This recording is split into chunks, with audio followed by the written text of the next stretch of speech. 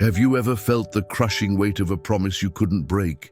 Can you imagine carrying on your shoulders not just a backpack, but the hope of a child? The invisible guilt of forced absence and the raw uncertainty of every step as the cracked earth beneath your feet seemed to swallow your very dreams. This is the story of Elias, a man who traded the comfort of his home for the suffocating embrace of the unknown, driven by a love that defied borders and logic itself. An odyssey of sacrifice, where every drop of sweat and every short breath in the desert became a silent vow. Elias wasn't just walking, he was rewriting his family's destiny, one painful step at a time. Follow the journey that transformed an ordinary father into a survivor, a silent scream of courage and desperation.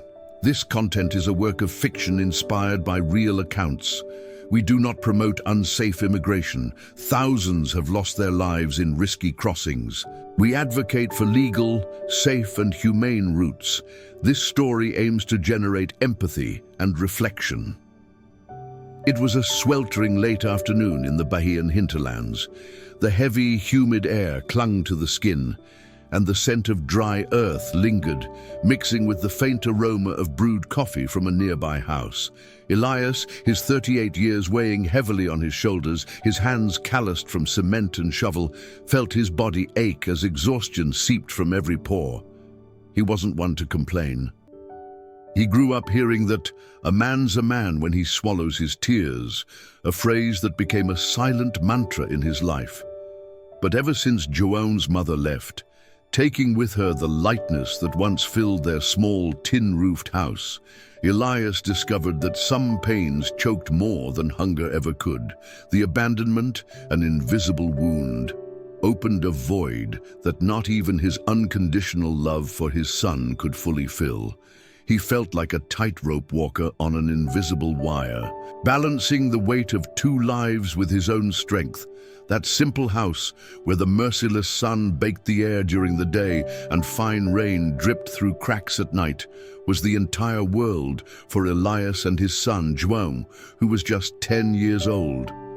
The zinc roof creaked with the wind, a constant lament that accompanied Elias's sleepless nights. Fine, irritating dust from the dirt roads seeped through every crevice, coating their sparse furniture and their dwindling hopes. Elias was a mason, a skilled one, with an eye for detail and a steady hand. Yet a good reputation didn't put food on the table. Work was a mirage, odd jobs barely covered the gas for his short commutes, and inflation, an invisible beast, devoured the little he managed to save. He watched João's childhood slip through his fingers, marked by a lack of opportunities, by the silent no's that life imposed. Elias didn't dream of luxury. He only wanted João to have decent school supplies, cold milk in the fridge, an unthinkable luxury on many days, and perhaps, just perhaps, a future without the same scarcity he had always known. That night, the sun had already set, but the heat persisted, suffocating the room. Sweat trickled down Elias's forehead, salting his lips as he prepared for sleep. The air felt thick, oppressive. João, already lying on the thin mattress on the floor, murmured almost inaudibly a question that tore through the silence and Elias's soul. "Dad, when I grow up, I want to be like you. But will I be able to buy a house with a roof that doesn't leak?" The sound of those words reverberated in Elias's chest, not as a simple childish query, but as a shard of glass in his heart. It was right then. In that unpretentious innocence, something broke within him, yet at the same time, something new ignited, burning fiercely and inextinguishably. The image of his son, lying there, so small yet with such grand dreams, contrasted sharply with the fragility of the roof that sheltered them. Elias didn't want João to be like him. He wanted him to be free to dream, to choose, to have a roof that wouldn't weep on rainy nights, to never feel the same limiting pain he felt every single day. A silent urgency washed over him, mixed with a new form of anxiety. Elias began to devour every story that reached his ears. At the corner bar, in the bread line, in rare encounters with acquaintances, he spoke with those who had left, as if departing was stepping through a portal to a promised land, where the word dollar was whispered with reverence and problems simply vanished into thin air. They spoke of the United States with the fervor of someone describing another planet. There, if you work, you grow. There, the poor have dignity. There, you can live, not just survive. The words were a balm to his weary soul, a lullaby for the hope he tried to rekindle, even with the skepticism that stubbornly manifested itself, and even aware of the risks, even hearing the grim whispers of crossing, desert, and borders, an inner voice became louder than the fear.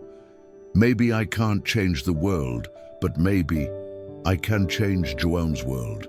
The decision, a seed planted by a child's question, sprouted rapidly. Elias felt the responsibility like a physical weight on his shoulders. He sold the only valuable thing he owned, his motorcycle, a companion on so many deliveries and trips under the scorching sun, his last link to a certain freedom. He borrowed money at crushing interest rates, a debt that was already heavy from the start, but one he would carry with the pride of a father who spares no sacrifice. He left João with his sister, promising a swift return, a promise he knew, deep down, was uncertain and already caused a pang of pain. In his chest, he built a small, invisible altar, where his son's name was carved like the most powerful of prayers.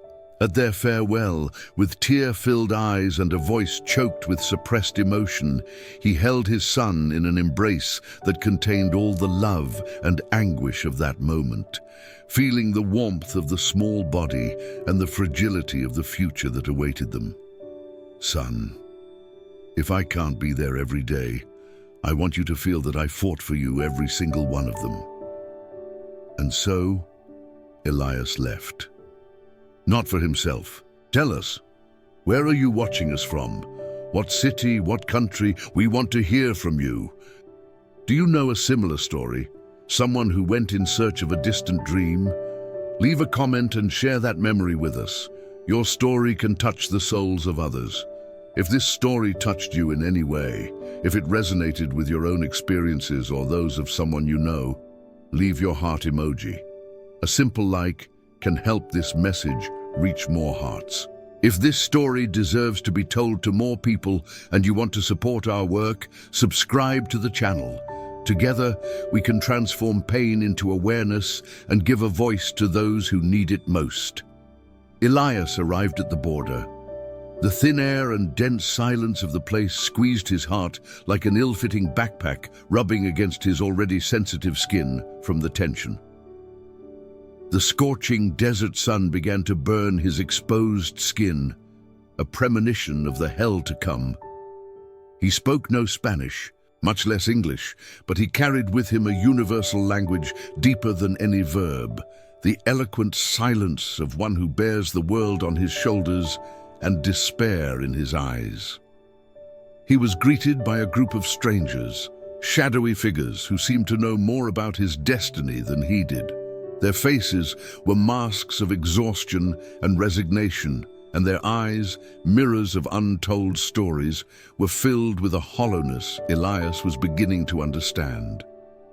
Elias handed over the little he had, and the much he didn't possess promised in future debts, to be led to the other side. They said the path would be difficult, yes, but short, a sweet lie to calm the anxiety of those clinging to any thread of hope. They lied about both. The first few days were a blur of pain and deprivation, long walks under a merciless sun that scorched exposed skin and made sweat trickle into his eyes, momentarily blinding him. The fine, irritating dust clung to his throat, Turning every breath into an effort, his breathing grew short, ragged. The smell of sweat mixed with sand and the metallic scent of his own fear filled his nostrils. Sleep, when it came, was interrupted by vivid nightmares of home, of his son, or by the constant fear that had settled deep within him, a knot in his stomach that never unraveled. But it was in the desert, in that endless sea of sand, that time lost its meaning. The notions of morning, afternoon, or night dissolved, replaced only by the awareness that each step was a cruel negotiation with his very soul, a bargain for one more breath, one more yard, a silent plea for his body to just keep going.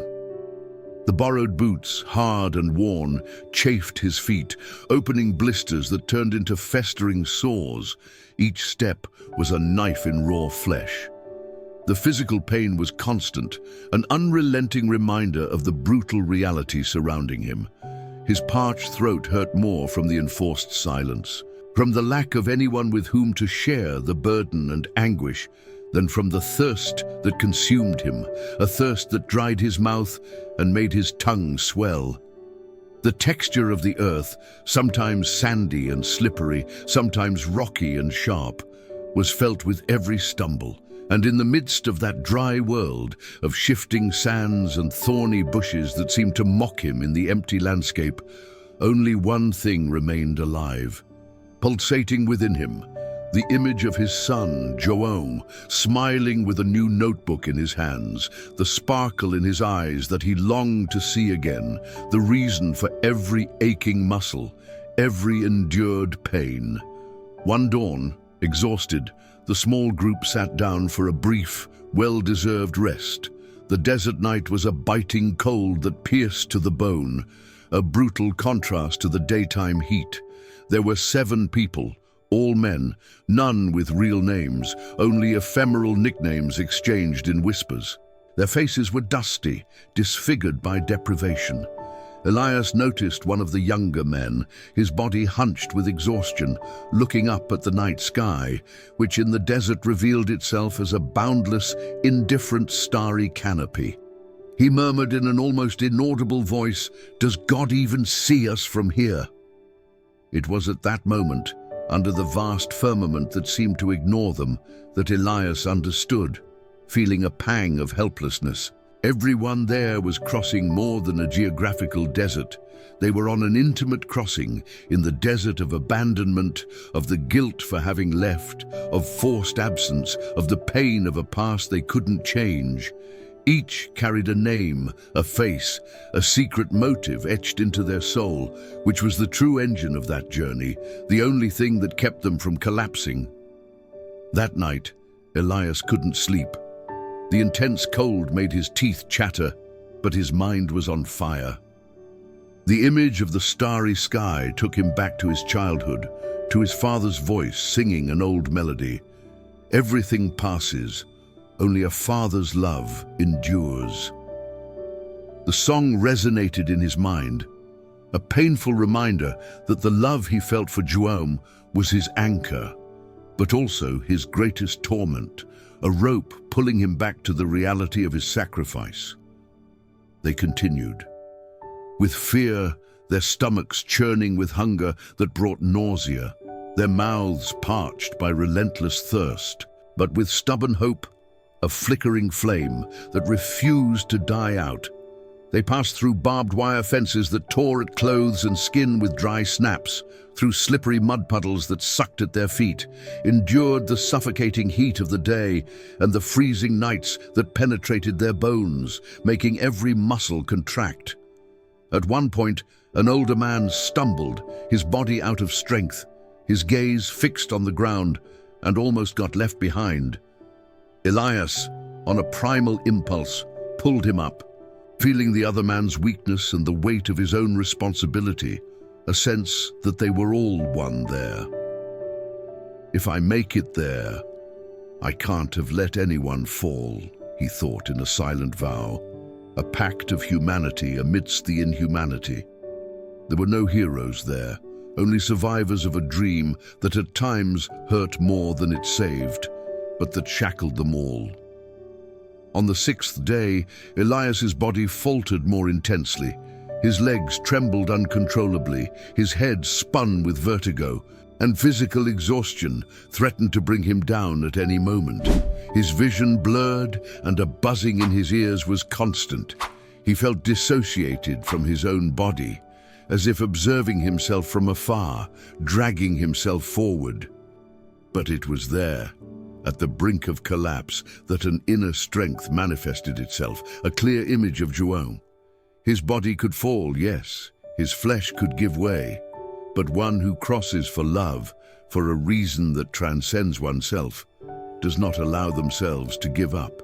The image of his son projected in his mind like a lighthouse in the fog, and he gathered his last remaining strength, dragging himself one step after another, feeling the friction of the rough sand on his skin, towards an uncertain horizon, but filled with the promise of a future for João, a promise that kept him on his feet against all odds. If this story is touching you, if it makes you feel Elias's pain and resilience, hit the bell icon and share this video with anyone who needs to hear this message. Every share helps give a voice to these experiences. Have you ever felt such a deep connection with a real or fictional story? If this narrative is resonating with you, consider subscribing to the channel. Your support is essential for us to continue transforming these narratives into awareness and empathy. When Elias finally reached the nearest town on the other side of the border, he didn't cry. There were no tears, only an exhaustion that seemed to have drained all moisture from his body and soul. The desert had stolen his tears and his right to break down. The shock of the new reality, the chaotic noise of an unfamiliar city, and the feeling of being a stranger in a foreign land, all contributed to a mental confusion that left him dazed. He was taken to a small, cramped house where other Brazilians, with eyes equally marked by the crossing, shared the hard floor to sleep, dry bread and broken stories, whispered amidst sighs of resignation. The air in the room was heavy, smelling of mold and suppressed despair. The dust from the journey still clung to his clothes and pores, a constant, irritating reminder of the ordeal that made his parched skin itch. Someone, with a rare gesture of solidarity, lent him a cell phone, an old device, but one that felt like a treasure in his hands. With trembling hands and a heavy heart, Elias recorded an audio message, each word a prayer sent by the wind to his distant son. His voice choked, barely recognizable. "João, I'm okay. I'm here. I don't know for how long, but I'm on my feet, and it's still for you." The sound of his own voice, hoarse and tired, barely sounded like his own, and the guilt of being away, of being a stranger to his own son in some ways, began to gnaw at him from within. The physical crossing had ended, but he knew the real challenge was just beginning. Surviving in invisibility, in the shadow of someone else's life, where every step was a risk, every glance a threat. He managed to find work in construction, under the harsh sun of a strange land that seemed to replicate the heat of Bahia, but without the comfort of home. The pay was paltry, barely enough for basic necessities and to send money home, but it was something. It was what kept him moving. He felt the rough texture of bricks, the weight of mortar in his hands, the constant muscle soreness that became his daily companion. And at the end of each day, even with his arms aching, his fingernails dirty with earth, and his spine hunched from exhaustion, Elias felt a subtle relief, almost an internal smile. He knew that, on that foreign ground, he was planting the seed of dignity for his son to harvest, a less barren future. The smell of fresh concrete and sweat was the perfume of his persistence, a scent that clung to his clothes and skin. One day, during a short break from work, while hastily eating a sandwich, his gaze caught a boy running freely in the street. He was João's age, with the same gap-toothed smile and boundless energy that Elias loved and remembered in his own son. Elias smiled, a smile that rose from deep in his chest, mixing affection with a profound, almost physical pain. But soon, the smile turned into a tightening in his heart. The boy spoke fluent English, ran without worries, without the burden of absence, without the shadow of illegal immigration hanging over his existence. And Elias realized, with a painful clarity that hit him like a punch to the gut, what I want for my son, that boy's parents have already built. They're already here together, living what I'm seeking, what I sacrificed everything for to give my son. He felt the crushing weight of distance, of time slipping away relentlessly, of the invisible guilt of not seeing his son grow up, of missing every laugh, every new discovery, every stage of João's life. Dissociation set in. His body was there, present in the heat of the construction site, but his mind and heart wandered to a distant home in Bahia, where his son slept. The mental confusion and the shock of reality, of his own invisible status, repeatedly struck him. One night, amidst the darkness of the stuffy room he shared with others, feeling the rough texture of the paper and the smell of cheap ink, he wrote on a crumpled piece of paper, in tired, trembling handwriting, the price of trying to change destiny. Sometimes it's living too far from what gave you meaning. But he didn't regret it. He couldn't. Guilt mingled with conviction, with a father's stubbornness. Not when he saw the bank transfer statement, João's name in the justification field, concrete proof that his sacrifice was materializing into hope, into a future he was building with his own hands. It was his twisted, painful way of being present, even when absent.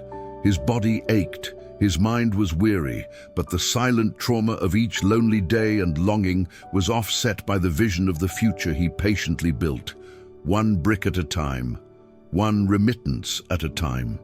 He felt exhaustion seep into every fiber of his being, but João's image was his last refuge. Do you know someone who crossed borders for love, for a dream? Tell us your story in the comments. Your words can touch the souls of others and help build a network of empathy. If this story is inspiring you to reflect on life's challenges and the power of love, consider subscribing to our channel. Your support is fundamental for us to continue sharing narratives that transform suffering into social awareness. 2 years had passed. 2 years that felt like decades, measured in sweat, absence, and the constant dust that coated his lungs. A dust that mixed with the smell of cement and the longing that never left him. Elias was no longer the same.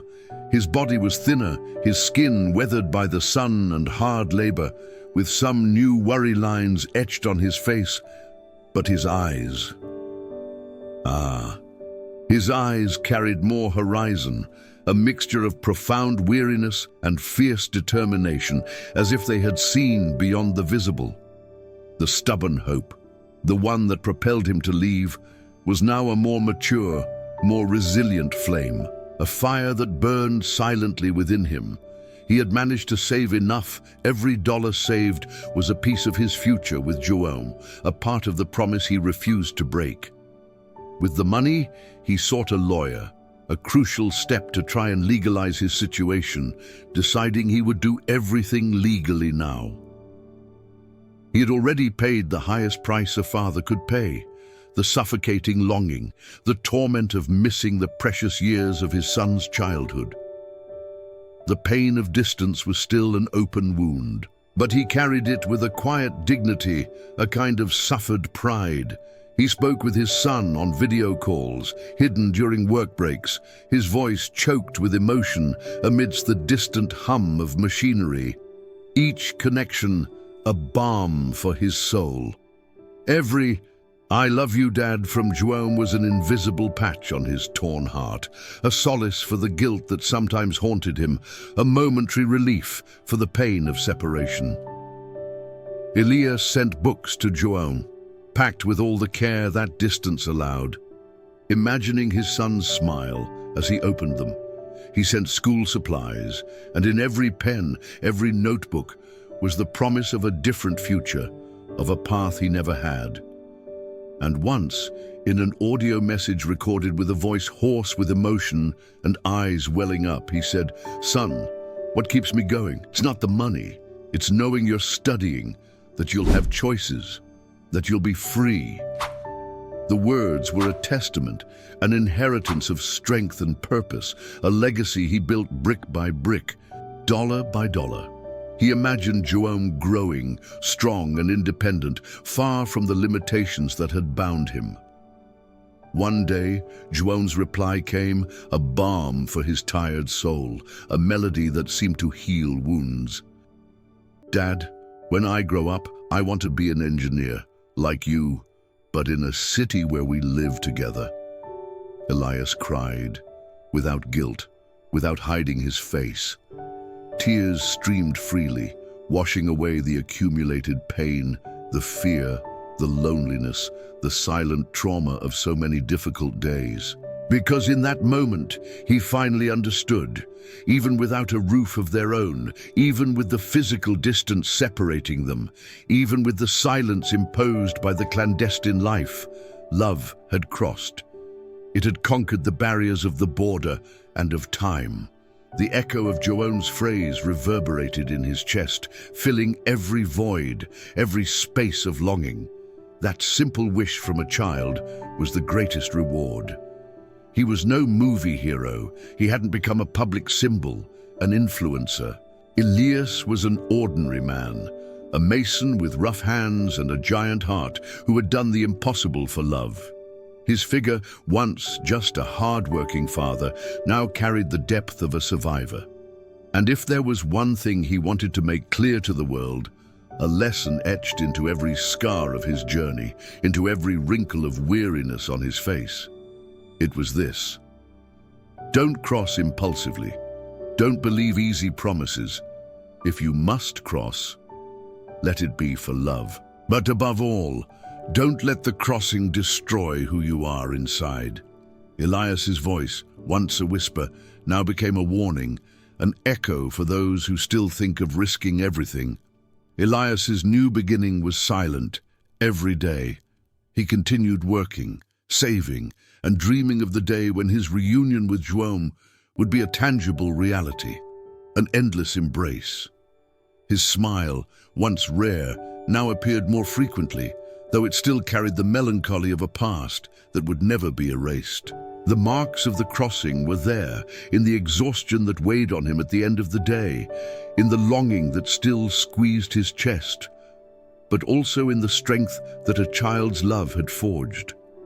He had paid an immense price, but the possibility of a future with João was worth every sacrifice, every drop of sweat, every tear shed in silence. Life, for Elias, was now a mosaic of painful memories and renewed hopes, a testament to human resilience. If this story touched you, if it made you feel the strength of a father's love and the reality of so many seeking a better life, subscribe to our channel. Your support is the voice for those who have been silenced and a warning for those still thinking of risking everything. Together, we can keep these memories alive. In the end, not all footprints leave a path, but some leave eternal lessons. The silence of some migrants becomes the echo for those who can speak,